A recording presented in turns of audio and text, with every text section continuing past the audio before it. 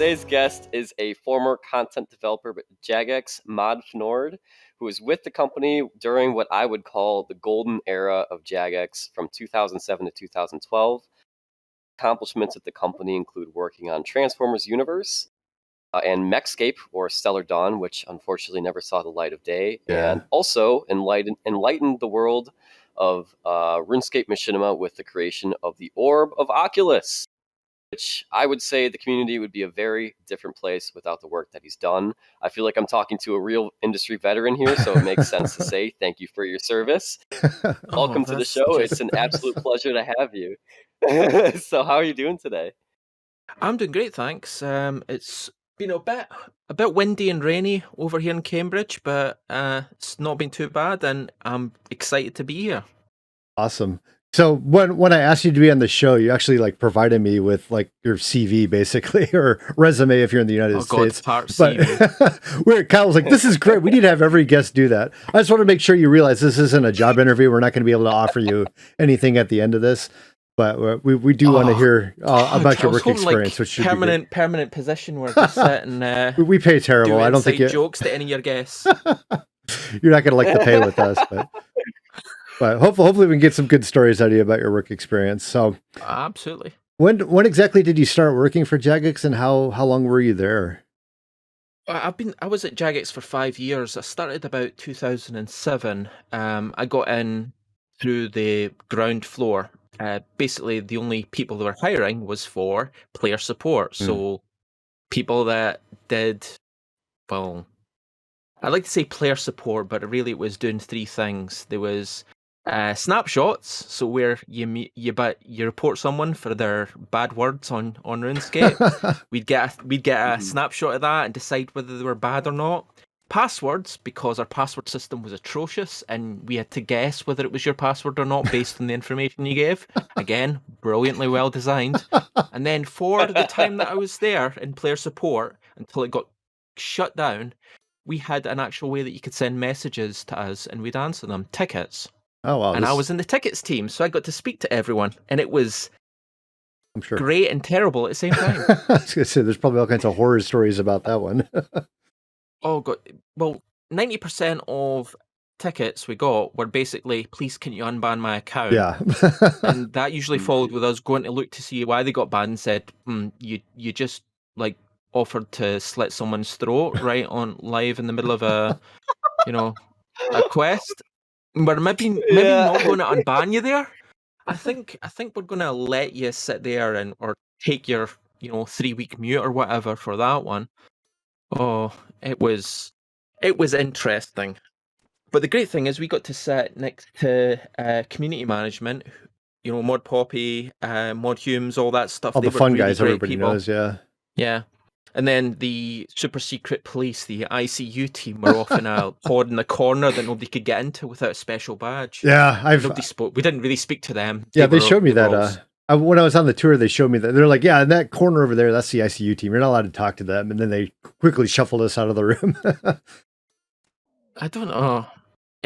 They were a strange people, but the whole thing is that you knew the guys in that team. There was at least 2 of them whose entire job was to look at every single member of staff's RuneScape account to make sure you weren't doing anything. Oh my gosh! Wow! Like the first day I started at Jagex for player support, one of the guys got pulled into a room, fired on the spot because he went in the middle of RuneScape chat, told his mate, "Oh yeah, I got a job at Jagex." Fired. See you later. Oh no! What? Yeah. Oh my God! It's super secretive. You can't be doing that. Think about it. If I go on with my player account in RuneScape and wander up to you and say, "Hi, I'm Mod Fnord. This is my player account. I could double your GP for you, mate.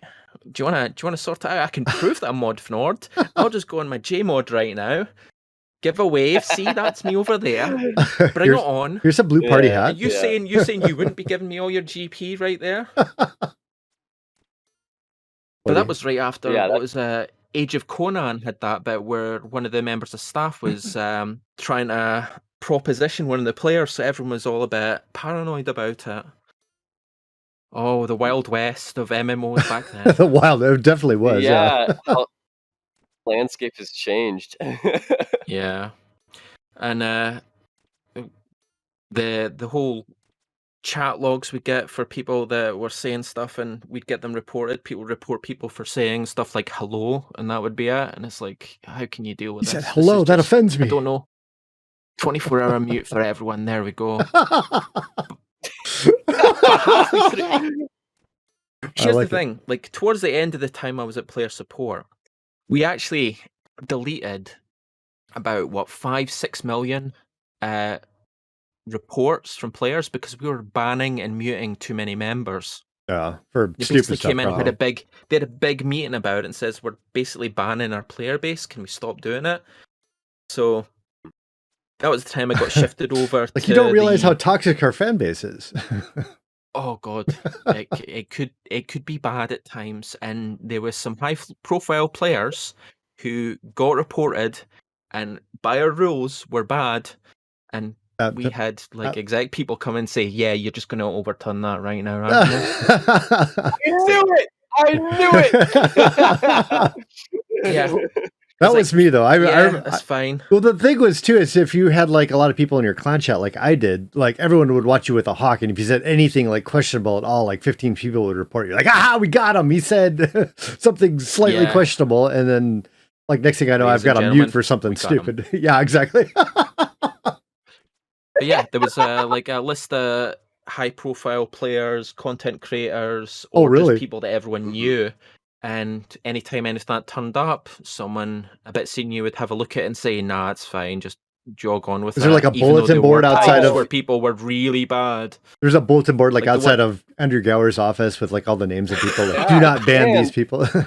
Really does have a nice list. What the hell? Was Jason? Was Excl on it? Yeah, did I make the list? Yeah, did you make the cut? You were one of yeah. My God. I can retire now. I feel like I've accomplished anything in life. Everything I've ever needed. The big name YouTuber, it was you and a couple others were just the guys that were cranking out amazing content every day. I don't know about that, but that's awesome. That being said, I really thought Bum Bum should have won the first video contest. That video was amazing. Oh, shots are fired. Oh man. Honestly, I did too, but yeah. Holy shit. Yeah. Like when Bum Bum's video came up, we had like a crew of about 30 people around the person that had it up, playing it, watching it, and we were absolutely pissing ourselves laughing at it. I was just like, oh my God, we need to get this guy here. Oh, he's from Australia. We really need to get this guy here. Yeah. Well, I kicked MMG in the nuts. Did that go over well with the group? Well, yeah. That was funny.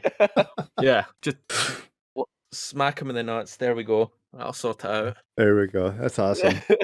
What was the vetting process like for that competition? Were you part of that? Oh yeah, I'm curious too. No, that was community management. Basically it was there was hundreds of entries for it, and basically I had a group of people just going through it, watching it. I think I was in quality and training at that time, so I was doing checking the work of everyone to make sure they were doing the right stuff. So basically community management were getting all the videos in, looking at them, and sometimes after 10 seconds it was like, yep, you're done, see you later, bye. I know how that process goes. Enough, and it was like I'm sure there was straight up like, you swear, you're done, see you later. Oh, next really? one. Yeah. We have to, we were a kid's game. How did Kyle make the finals? Like I was a kid at the time. You did. You were. This is a learned attribute. Yeah, it's a learned behavior. That's okay. Right. Well, I'm curious because there were like lots of videos in there that were like, oh my God, if this gets to the finals, like this is gonna win, because it was like really good. Then they didn't even make the finals, and it was like, oh wow, okay. It seems like it was strange. Like some videos made it, and others didn't. That were just like amazing. Like I remember Ant Venom and Chisel and a couple other guys just had amazing videos. There were a lot of really good videos. Yeah. And oh God, I was so excited when I was watching a lot of the content that people were putting out, because like before I went to Jagex, the other job I had in video games was up with Hugh Hancock in Edinburgh and Strange Company, who was the creator of machinima.com before it became the YouTube thing, actually doing Really? machinima. Although Wait, what was No his, way way. back what in the was time his it was name? Quake videos. Hugh Hancock. Hugh Hancock. That sounds Lovely, familiar. lovely guy I from probably Edinburgh. He sadly might have met him. passed away. Oh, really? But he created the term machinima. Oh, okay. And they made the Academy of Machinima Arts and Sciences, and he gave me my first start in software development. I worked on some stuff for him for some series he was doing and pitches for TV channels and stuff, and he was an absolute inspiration for it. So as soon as I started seeing machinima in RuneScape, I was like, this is great. I love this. This is brilliant. Oh, yeah. So yeah, you're awesome, Jason. I don't know about that. Other second Jason. Jason. So, okay, I have a question about that. So we had won the first contest, and me and Cam flew out, and MMG interviewed us. We actually had like an hour or two long interview with him, and he like straight up asked us like what would make videoing like machinima type stuff easier. And both me and Cam were like immediately like, you have to have some sort of camera. We can't, like, right now we're turning ourselves into a rock just so we can get like a third person angle at people. Cause like most machinima is not like a first person view where you're staring at yourself. You're like watching other people walk around. So we need some sort of camera like that. And he's like, okay. I don't know that we can do that right now, but we'll look into it. So then like a year later, like they emailed me and they said, we got a guy that might be able to do something. Do you want to talk to him? And I can't remember if I went and talked to you at the first RuneFest first. Yeah, it was RuneFest was the was after it was getting released. No, it was just before it was getting released, where I was close to it, I think. Yeah. And we had a chat about it then. And then I had like a ton of ideas that I was bouncing off you. Yeah. But the development of that, you would think that after that conversation with Mark Gerhardt, he would like wander down to content development and say, let's get this started. What can we do? How can we sort this? Nope. Mm-hmm. Oh, really? Yeah. What happened was... Oh, here we go. I was working on my... Okay, we're skipping ahead in time here. I'd done my first bit of content for RuneScape, and I was doing this technical bit of work for something they called demo mode, which was you can play the game without making an account, and then it can transition to an account. It was basically a way of getting people in the door. And while I was waiting for a ton of stuff to be fixed technically on the engine for that, I was like knee deep in the guts of the scripting engine. And I found some calls for camera control. Oh. And I went, I know what I can do with this. And I quickly cranked out a prototype for it. I thought, right, brilliant, this is great. It took me 2 months to get someone to actually look at it in the decision-making people. Because I did this on my own time. I was like staying late to, get this out there. And sure enough, I finally got someone's attention. They said, oh, yeah, this is great. Let's make this happen. This is brilliant. And we got some time with the art people to make 3D assets and stuff. But basically, the Orbit Oculus, when it was originally released, that was done. That was my prototype done. We just added some like spit and polish to it to try and make it better. Yeah. Completely broke the engine because the streaming asset thing for it would just like go and say, no, I can look at stuff where there's no assets streamed in. That's why when you went into a player-owned house and cranked it out, it could see in the back where nothing was loaded. Yeah. But we got it working. It was great. And I was really excited for that. And I'd already started working on some other stuff, what called the Machinima Toolbox.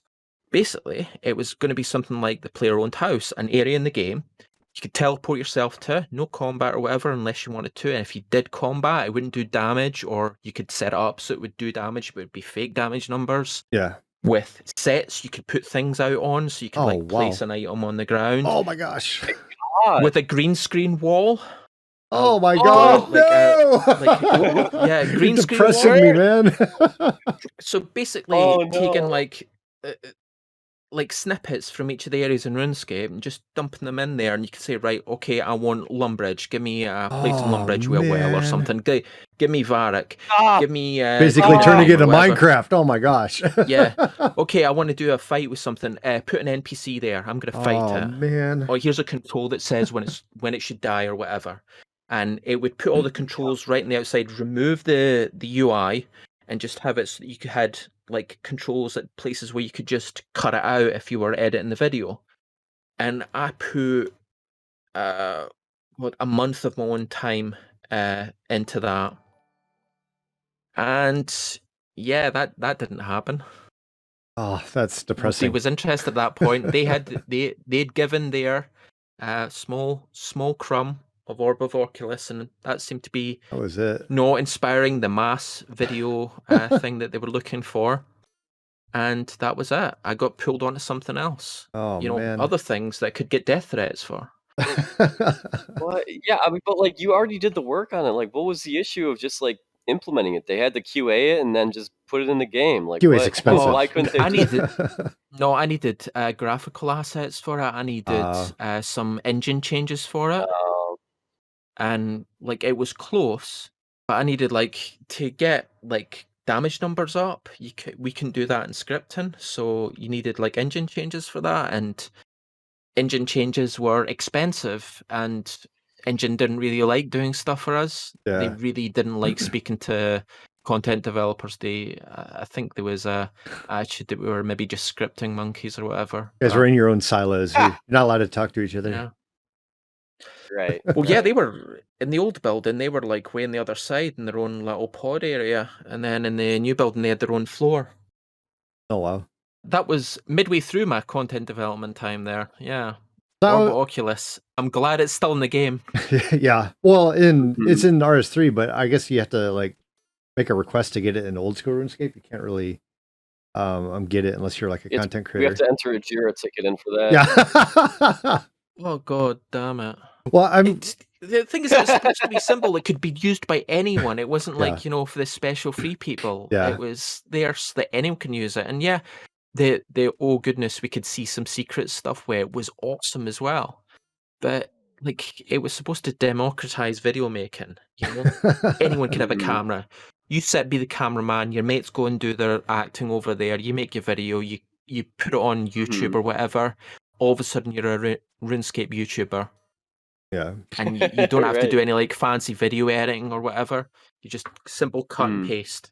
Well, I'm curious, how much influence did I have on the Orb of Oculus? Because I know I had talked to them before the first time. Every time I had gone to Jagex, I basically talked for like at least a couple hours with somebody about the Orb of Oculus. And when they released it, it was just like, oh yeah, we came up with the Orb of Oculus. Came out just our own minds. Do you know you've got to thank for that? Is that the examine on the Orb of Oculus? What was the examine on it again? The examine says an Orb of Excellence or something like that. I put that in there. I put that in there specifically because of you. All right. Okay. I wanted to clear that up because I had seen a nod to that. I wasn't sure if that was like a nod to me or not. That was exactly why we had that as the examine thing. I put it in there. All right. I had to spell it right because it was a bit too obvious, a bit too forward to that. Yeah. But the reason that all got pushed in the end was basically Poppy said Excl was looking for this sort of stuff. Yeah. Well, can we get honestly, something? everybody was begging for it. I mean, it wasn't just me. I was more like kind of the lead guy with the pitchfork for that, but yeah, like everybody absolutely needed something like that because just doing machinima was so hard.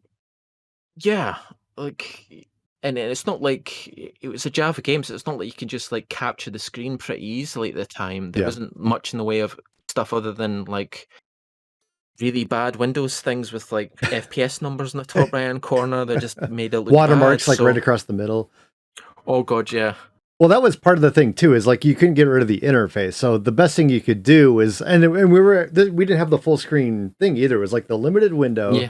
You had all the graphical user interfaces, and then you had to like turn yourself into a rock to make things work. And then you had to like, so after you got that recorded, you had to actually zoom in on the little square that you could actually not see like all of that and hope it was like high enough resolution to make sense. But like things have come a long way. At least we could zoom things out quite a bit. We can hide the interface like a little bit by like just kind of closing windows. So things have come a long way from the old days, but we have you to thank for the Orb of Oculus and a lot of that stuff. So thanks personally from me. I will take your applause anytime for that. I was literally my pleasure. Anything that got more people in at Machinima, I was all for. I was super excited for, and it went nowhere, and I was so sad. Yeah, I honestly I don't think it went nowhere. I think the the Machinima boom like happened right after that kind of stuff came out, and yeah, not all of it was for RuneScape. I say it didn't go everywhere. I mean, but, when I say it didn't go anywhere, I mean the toolbox. Oh yeah, right. You know, people like I'm not beneath doing vanity searches to see if people still talk about Orb Oculus, and they do, and it's really it's the thing I'm most proud of when I was doing my work at Jagex. The thing I was most proud of. Oh, that's great. Yeah, we loved it. We really appreciate it. But that and putting a Scottish squirrel in the game. Scottish squirrel, where's that at? How did they when you start way back?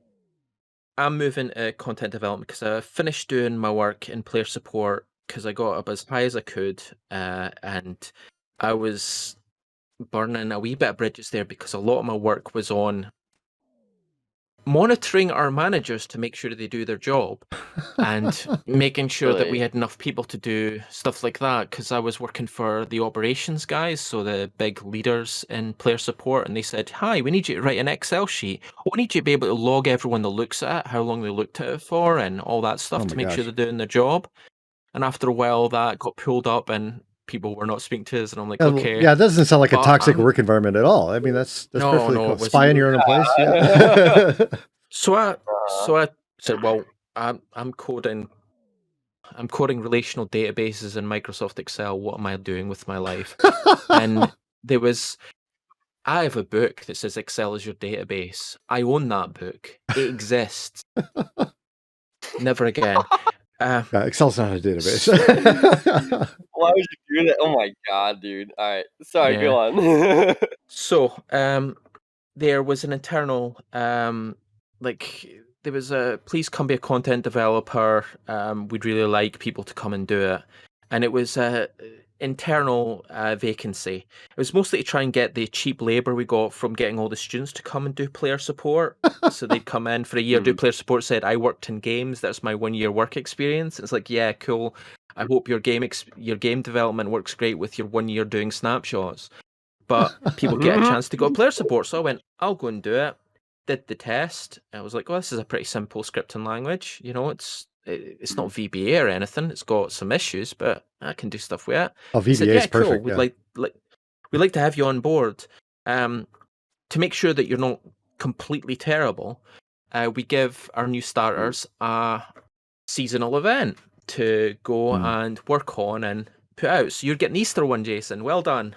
I'm like, brilliant. Going, cool. I've got these great ideas. And goes, cool. We have some restrictions though. Okay, what's the restrictions?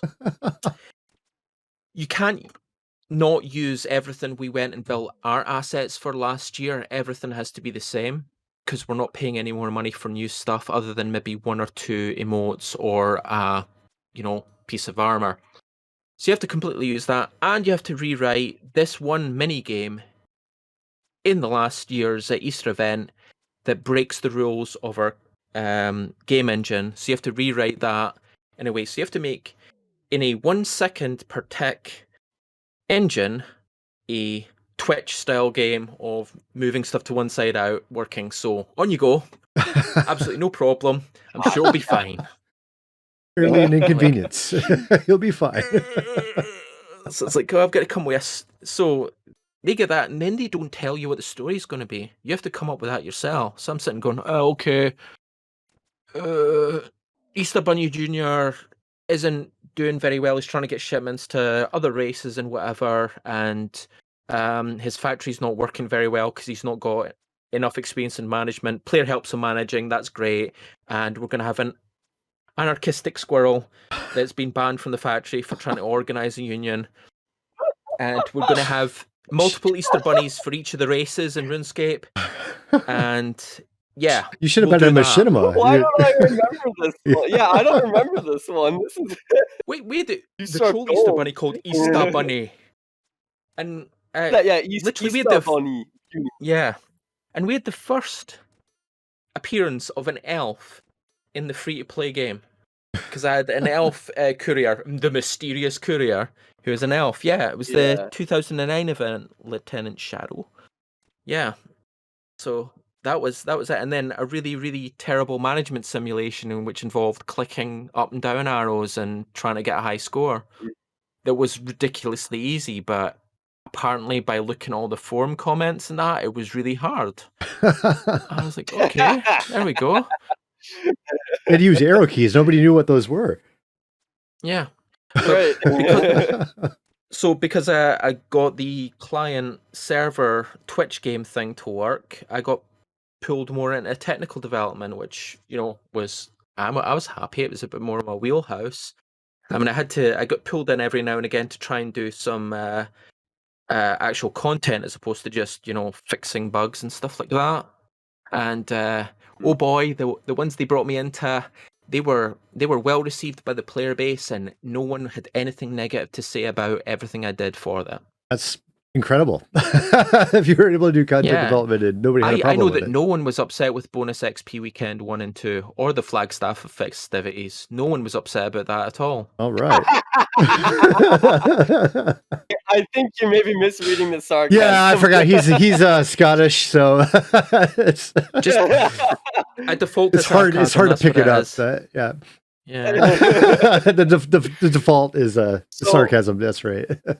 Yeah. I do need you to jog my memory a bit. What were the gripes with the first couple bonus XP weekends? Because that was so long they ago. were corkers. They were absolutely corkers. Right. So first bonus XP weekend was originally called double XP weekend. I got pulled into a room. We had a couple of the senior developers said, we need to do this bonus XP weekend or double XP weekend, but we've got some restrictions we need to put for you, and you're the developer that's going to do it. These conversations always seem to go the same. We can't encourage people to game 24/7, so it can't be on all the time. Right. And so because that, you have to come up with a way of giving people bonus XP, but without making them want to have to play 24/7 to get the most out of it. I went, okay, right, got it. I've got you. Here's my proposal. We're going to have a wee button on the UI. And during the weekend, you can hit the button, and for 1 hour, you get double XP. You get 8 of those button presses you can put anytime you like. You click it, double XP. There you go, sorted, sweet, brilliant, great. And it sounds good because it means if you're a casual player, you've got 8 hours of bonus XP. If you're a hardcore player, you can prepare for that 1 hour and go and run at it. I completely had no understanding how summoning worked whatsoever. So basically what I was doing was allowing people to power level summoning up to an insane level because all the XP earning for that was preloaded. So no knowledge of summoning. All the summoning guys were working on the dungeoneering stuff. And I was like, yeah, cool, that's brilliant. It'll be great. No bother. Yeah. So I go in. I'm sitting down with Andrew Gower, who has a sign off on this because he's the one that says I want this because I want more people to buy members. Because it was members only at the time, and they were like, yeah, this will get me more people to buy members. And I sat down, explained it out. I had to the senior developers, and they were like, this is brilliant. This is a great design. This is brilliant. Andrew Gower says, nope. Like the emperor with the thumbs down. Like, no. Yeah, he just went, nope, that's not going to work for me. I don't want that. So I went and said, well, I could do a graph that sort of curves down over time and stops at a level. And he went, yeah, sure, do that. Brilliant. So go and try and write that up. Yeah. You get the most at the start and the least at the end, and it kind of tails off at 10% extra XP. After about 8 hours or so. Spent ages in Mathematica coming up with a graph for it. Got it. Brilliant. Got the equation for it. Now you get to the meat of our scripting engine. We had no floating point numbers. Oh no. For those that don't understand computing, and there's a lot of people, so we only had access to calculations which had whole numbers, so 1, 2, 3, 4. We couldn't have 1.1 or 2.9 or anything like that. Different data type. You can't do that's it. Right. Yeah. Nowhere does that exist anywhere else in the game. Yeah, that makes sense. Yeah. So, I multiplied everything by 100 and did that, and then divided by 100 in the end, and there you go.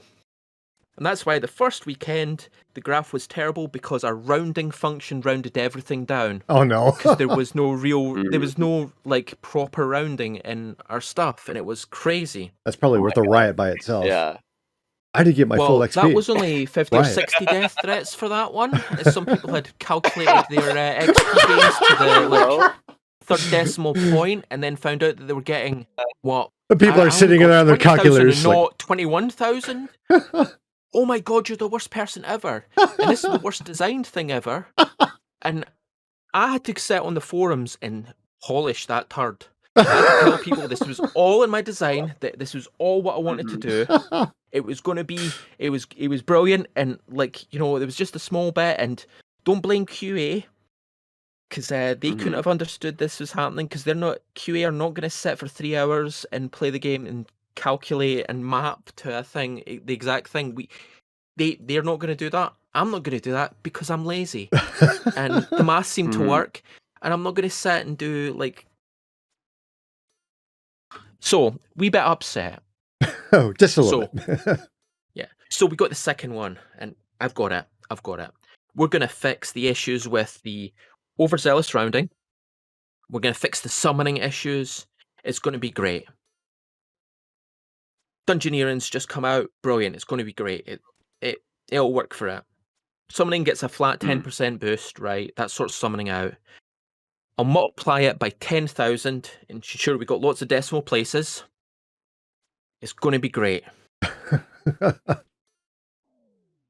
So, for anyone that knows computer science, they know that if you have a 16-bit integer, oh god, it has the largest value it can be. It's about 4.7 million for a signed integer. 4.7 million. But there's in RuneScape, there's no way you can earn that much XP. No way.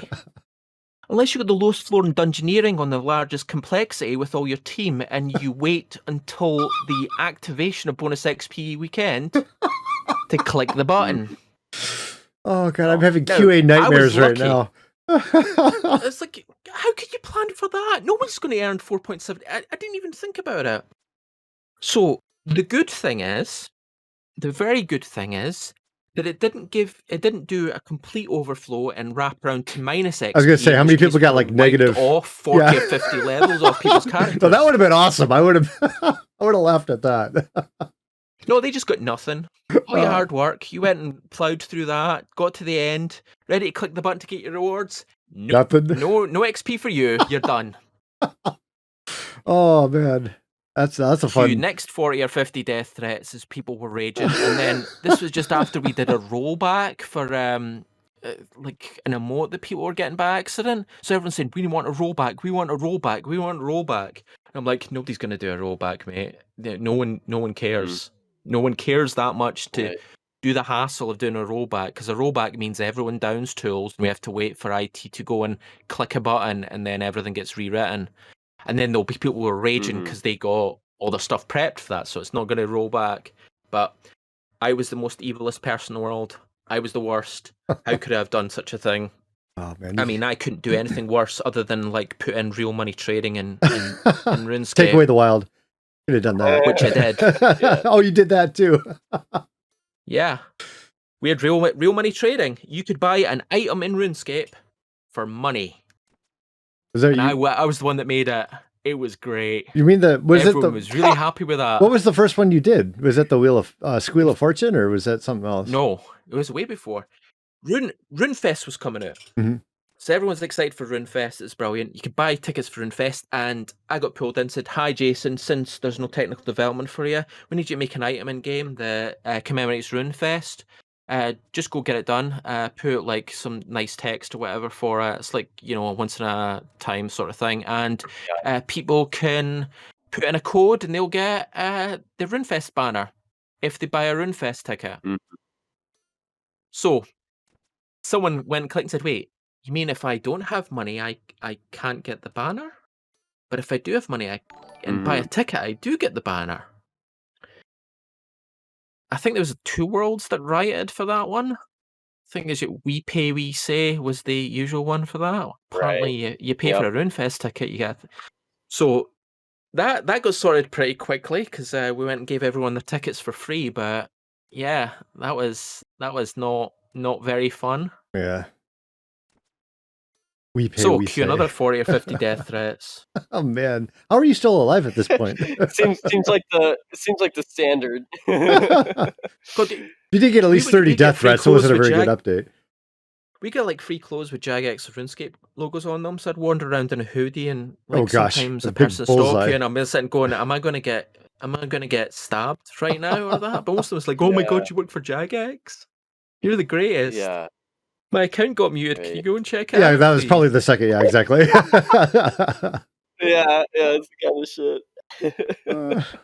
It's really funny that like they had you guys doing like both on like both the fronts of like the remediation with the players as well as like the back end content creation, which is like it's so weird to me that they wouldn't like a marketing or like a customer relations team like deal with that, and they would just throw you to the wolves and be like, all right, defend your decision making and then figure it out. Community management were nice. They went and did a video with me, and everyone can see my really bad ponytail and my red Star Trek themed shirt. Yeah, I was watching that. Yeah. I had to change my top for that one. Oh man. I had a City of Wait, Heroes why? t-shirt on that day when they said we're doing the video, and I went, I've got my City of Heroes top. Oh god, I'll pull out my old t-shirt for that one because it's like, hi, welcome. Let's talk about Orbital Oculus and RuneScape with Jason, who likes City of Heroes. City of Heroes. Yeah. That's not gonna go well. No. Yeah. That'd be another few death threats, community right? management were great, and they were giving us lots of support. They'd be like, knee deep in the threads, trying to get people to stop saying that I should be fired. I'm like going, look, I don't disagree with you, mate. I'm lazy and really shouldn't be doing this job. So maybe not. Well, so we I've got been to in get here into for 3 years, so yeah. Please go ahead. I was just gonna say we got to get into the post RuneScape stuff because you actually worked on everything that came out after RuneScape that most of it didn't see the light of day. But we got to flopped massively. Yeah. Yeah. So what so kind of the list? You can start anywhere, and I'll tell you what I know about it. And some of it's a little, some of it's a lot, and some of it's a bit out there. So everybody's staying for the second half of the stream here. We'll get the good stuff, but we'll touch on some of it lately. So first, there was a game called where's it at? It was the game that was going to replace RuneScape, Entity. Yeah, so Entity. What was that about? I haven't even heard of that before, so I'm curious about this. Yeah, that's news to me. So I was in the middle of doing this really boring ranged quest that I had absolutely no heart in it for whatsoever because it kept getting changed by up high, and a new team was forming for the next RuneScape. It wasn't going to be Mexscape because Stellar Dawn was this black hole of content development that everyone got sucked into, no one left. And this was the escape hatch. This was the new fantasy setting game. It was going to be brilliant. It was going to be designed by some of our best content developers. One of the big content developers on Stellar Dawn, plus two of the finest content developers on RuneScape in my mind at the time. I'm not going to use the real names because but one of them worked exclusively on the technology for dungeoneering and the combat, and one of them did the main Fremenic quest lines, and they were amazing developers, but also amazing writers. They'd come up with brilliant concepts for stuff, and they were looking for two content developers to join them to start off this prototype for this new game. And I went, I'm right there, see you later.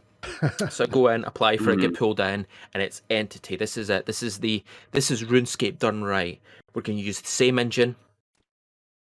Okay, we had a bit of an argument about that, but we're going to use the same engine, the same Java engine, because that's our unique selling point, and it works really well. We're going to redesign it. And we're going to have a fixed economy. We're going to have areas that you can go and quest and do stuff in. We're going to have interesting new skills and quests that weren't just like fire making as a skill. I apologize for RuneScape lovers. Fire making as a skill is like that's the most filler content ever, and I've played grinded MMOs. Yeah. But we're going to have like an interesting there was ideas for a 3-sided magic system. Was sailing rock, going to be paper, a skill? scissors time. No. Oh, okay. Sailing Just had to would throw that never out be a there. skill. That was actually one of the questions for when you interviewed was, what would you do? Do you think sailing should be a skill in RuneScape? And apparently I got the thing which is, no, that's a stupid idea. Why would anyone want to sail in RuneScape? There's not enough water. Woohoo. So 3 great developers, but they had Andrew Gower overseeing them, and this was Andrew's baby. Oh. And Andrew had an idea. His idea was to kill real money trading dead forever. It would be impossible to do RMT in this game. Oh. Absolutely impossible. Because each Right. area would have its own level boundaries, its own currency, and they wouldn't be transferable. Oh. Now, if you can tell me what is wrong with that in 5 or few words or less, I could see what was wrong with that. I was like, nobody's going to play this game. They're in a couple million, Yeah, then Zone you 1 level up currency, and then they're all. poor when they go to Zone 2. They're going to be like, oh, see you later. Yeah. I did all this work. Bye. Mhm. But didn't matter. We believed in it. We were going to make it work. And the idea was to talk him into moving towards it. Now, the Dungeoneering developer did this amazing combo-driven combat system. It was great. Like, instead of just like hit, wait that we had in RuneScape at the time, it was there was like think of Dark Souls or something like that. You had stamina and you could use it to apply moves, and then other moves would open up based on it. So you like go parry, in for the deep cut, in for the leg cut or whatever, if you're using like a rapier or something. And it was absolutely amazing. Sorry? That would have been way cooler than like for EOC. Yeah. But he had like such an amazing design philosophy for it, and it played well. There was tactics involved in combat, like backing off from an enemy and lobbing some magic at them, because you noticed that their aura was a little bit, it was green, so they were going to be weak to fire damage or whatever. So you went boom, or quickly switch out, and there'd be time for switching weapons, so it couldn't just be like instant switch to your new weapon. It's like, oh, switching a weapon was an action, and it was just absolutely amazing. And he worked so hard on it, and it all got canned because of Transformers. Oh, really? It sounds like Transformers killed a bunch of stuff. Why didn't Transformers killed a lot of stuff in many careers.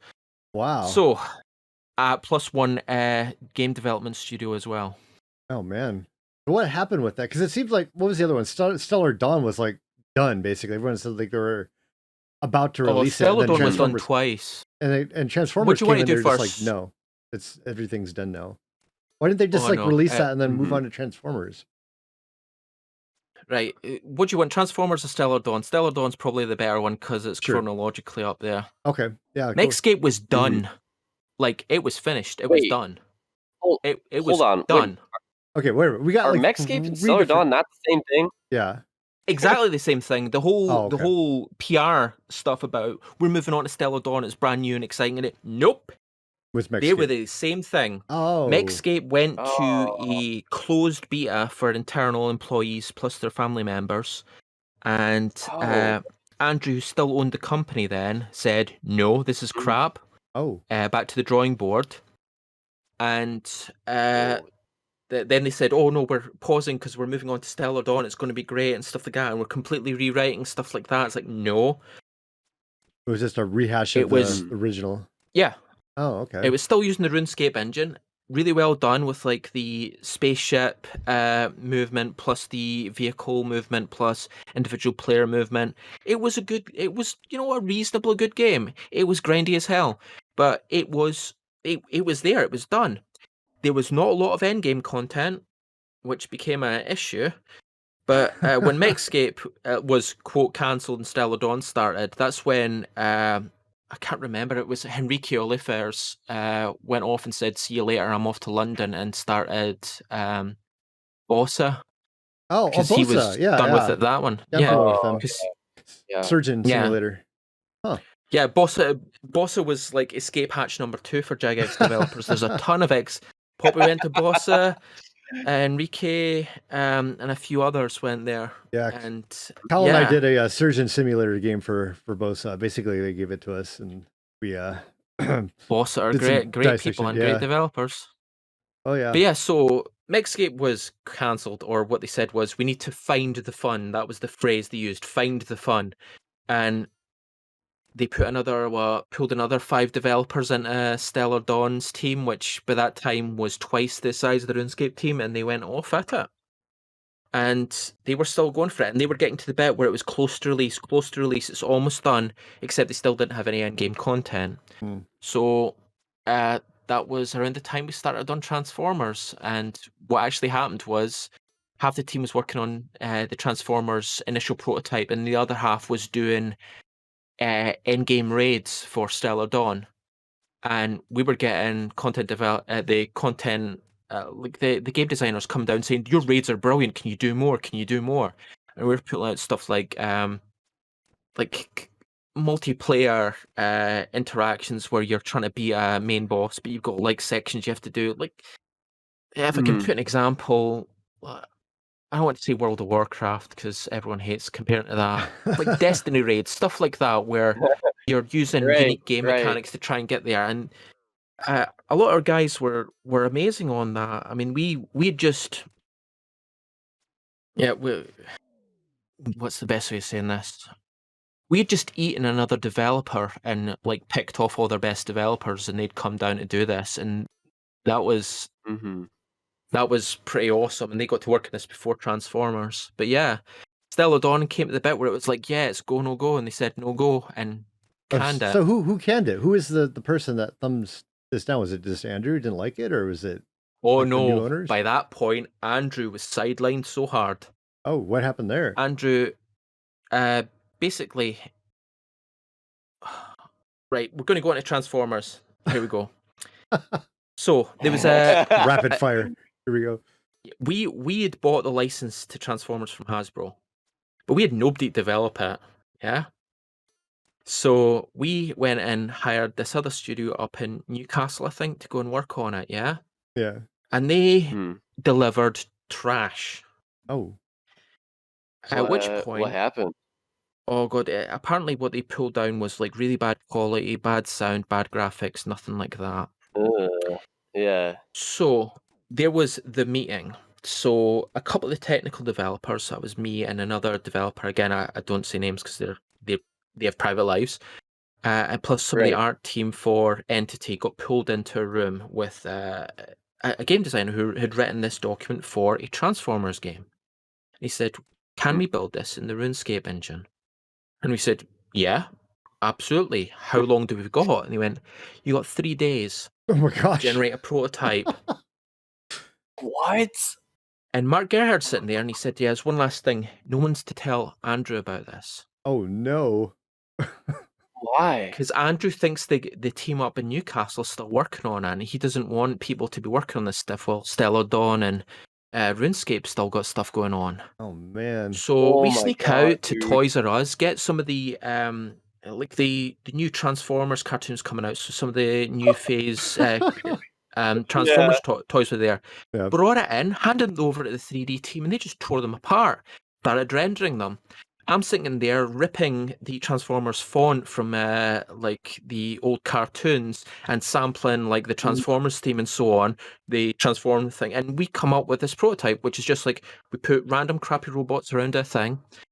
You have your Transformer, you log in, you're in as him, turning into your motor vehicle, speed, fast, brilliant, fast speed, but you can't fight, and then quick transform, and you're blasting away with lasers, and it has the sound every time, and it was absolutely amazing for something that we did in 3 days. Yeah.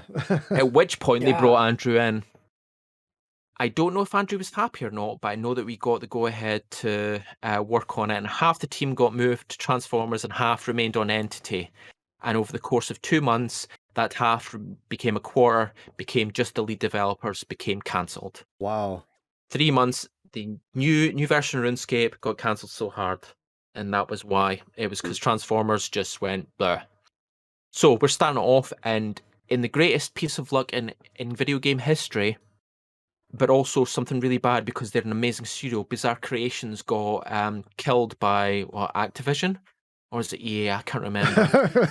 They're both one and the same. So this Liverpool developer, things, they did Project Gotham Racing, yeah. Mm-hmm. They did like a couple of 007 games. They did Blur. They did some amazing stuff, and all of a sudden, 40 of them are out a job, and we grabbed 20 of them to pull down. We grabbed game producers, brilliant 3D developers, content creators, sound guys, pulled them all down. All of a sudden, the Transformers team of 6 is now like 30 or so. Wow. And we're off at the races, and it's going to be great. At that time, the time had come for Andrew to sell, because he'd brought in Jeff Edison, PayPal Jeff, and as CEO. To get the company prepped for selling, and Mark was there to like try and get a sale going on, and Andrew took the money, but he got a little parachute. He got an area of the office next to the Transformers thing that was his own office with 4 or 5 guys in it, really well, basically genius level technical developers, and he had his own company within a company called Fen Research that's still working right now. He's still working on his own ideas for game engines under Fen Research. I think he's got a Twitter and that, yeah. And he's still working on that, but at that point, his day-to-day interaction with RuneScape, which was about 2011, 2012, was gone. He had no say in it whatsoever, other than Andrew was the creator of RuneScape, and we pull him out for RuneFest and stuff to say something nice, but he had no decision-making power at all. Oh wow! At that point, so like a big civil war within Jagex there. Well, not so much. He got what he wanted. I think he got to sell the company, and he made a ludicrous sum of money.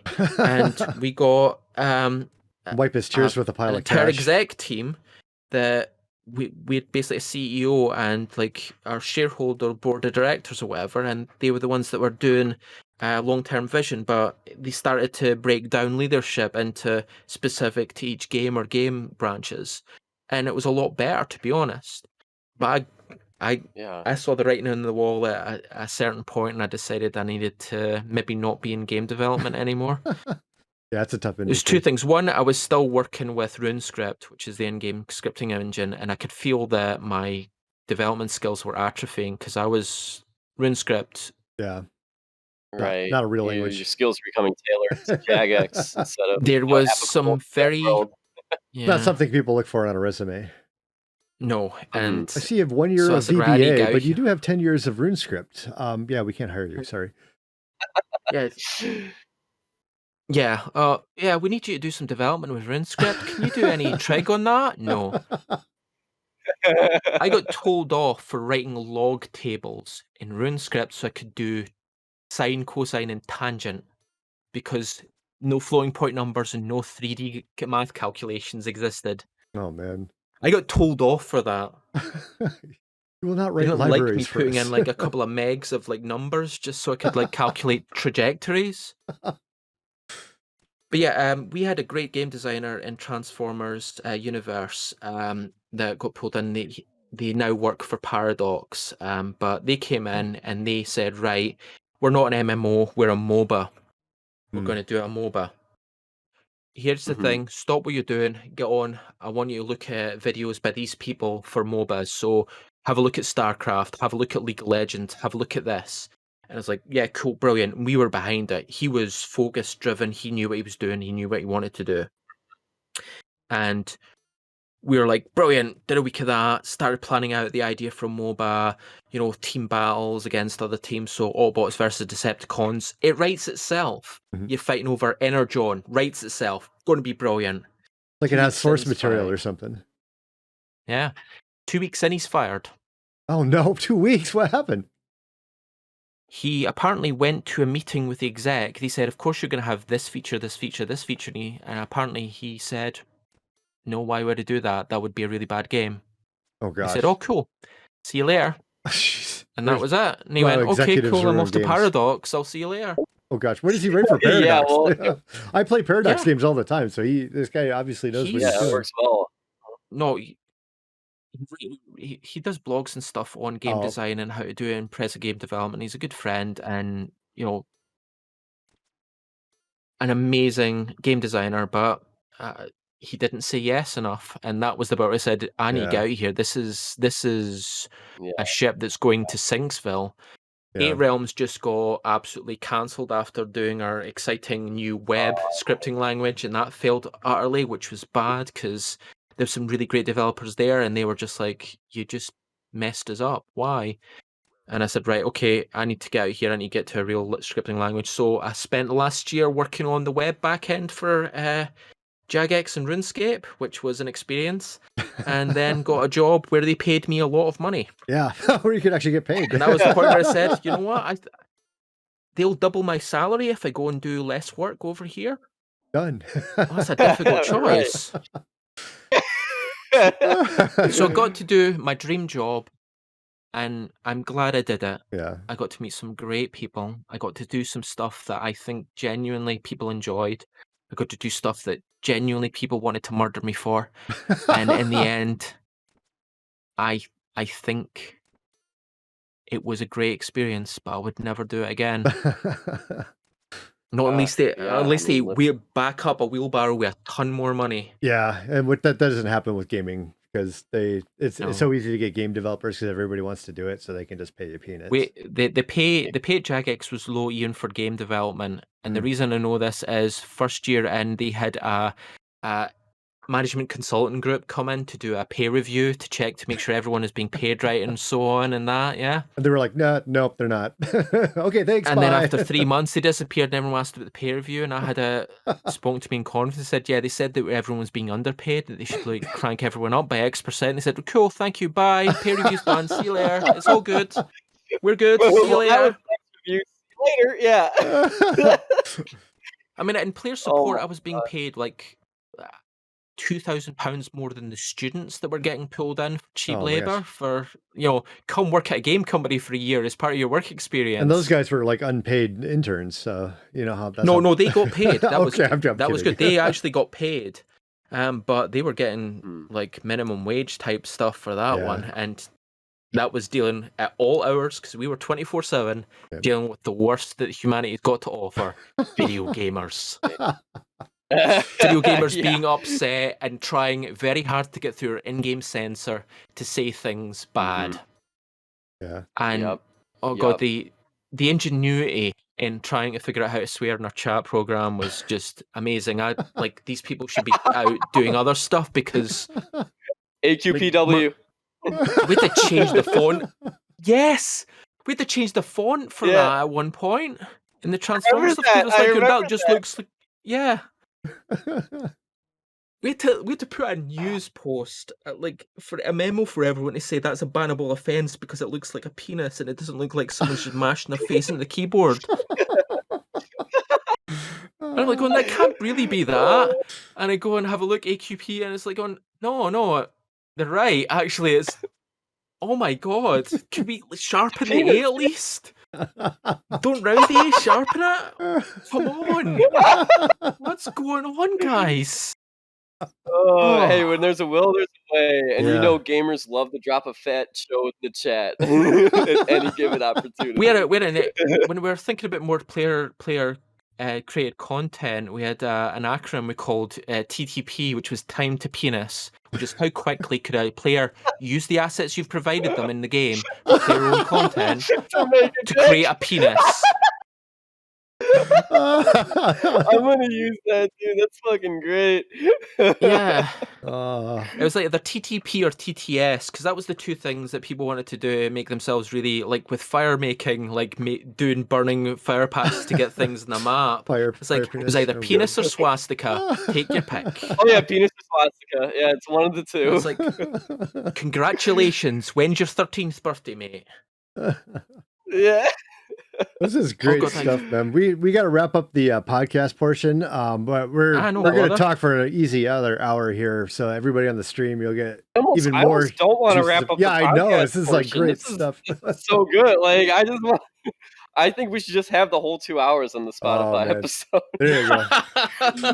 Like this, yeah. This is. I love this. I have so many more questions too. But sorry, Jason. Let me finish your spiel. I'm sorry. TTP and Which Jason are you talking about, Kyle? Yeah, it could be any Jason. You don't know you're talking I was talking to American Jason because I cut him off. I have to specify now too. Yeah. American Didn't Jason. even go to the conspiracy theory about me yet as well. Yeah, but we'll man, this later. is all the stuff you guys got to join the stream and hang out with us. This is the kind of stuff you miss if you're not on the stream and you're just listening to the YouTube or the podcast. All the good stuff comes out second hour. So, everybody that's just listening to the podcast, thanks for listening. We're gonna get to the really juicy stuff here, but next week we'll hopefully catch you on the stream itself. So, see you guys next week.